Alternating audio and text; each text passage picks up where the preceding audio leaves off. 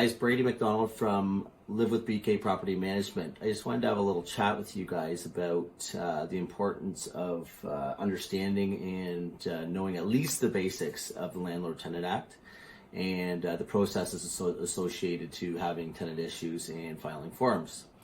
So first off, resources that you have at your disposal are the Landlord Tenant Board website. Okay, so on this website, it's on the screen right now, but you can also find all the landlord and tenant forms that are required for different issues. So whether a tenant doesn't pay rent, or there's issues between the tenants, so maybe one tenant is affecting the reasonable enjoyment of the unit then to the other tenants, then there's ways and processes to complete the proper paperwork.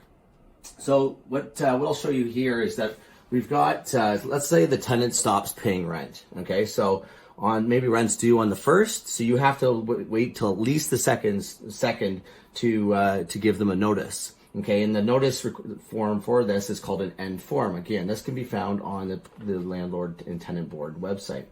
So the nice thing that they've done for us is they've actually created an N-form checklist, okay, and it gives you a really clear guideline on the time requirements between the notice and the actual L1 form, which is the application to evict. Okay, so there are two different processes, but the timing required between the two is very important.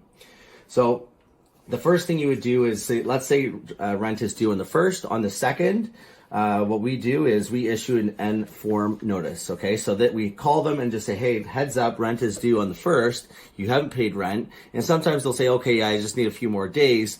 But regardless of their intent, we still issue an N4 notice. And we have the conversation to say, yeah, we appreciate that. Thanks for the heads up. But in case you guys don't pay rent, we are still going to issue an N4. Once they pay the rent, then the N4 becomes null and void and carry on as per normal.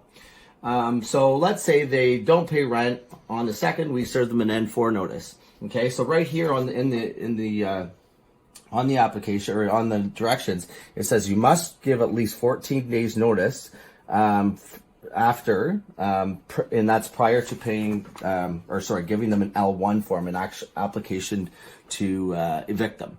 Okay, so again, if you wait 13 days and give them an L1 and it actually goes to Landlord Tenant Board, it's going to be they're going to likely throw it out.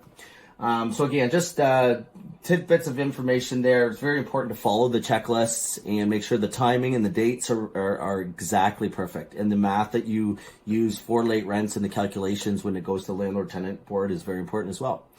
So again, there'll be we'll leave the website and different links associated to this type of information on this post, and I hope you find this useful.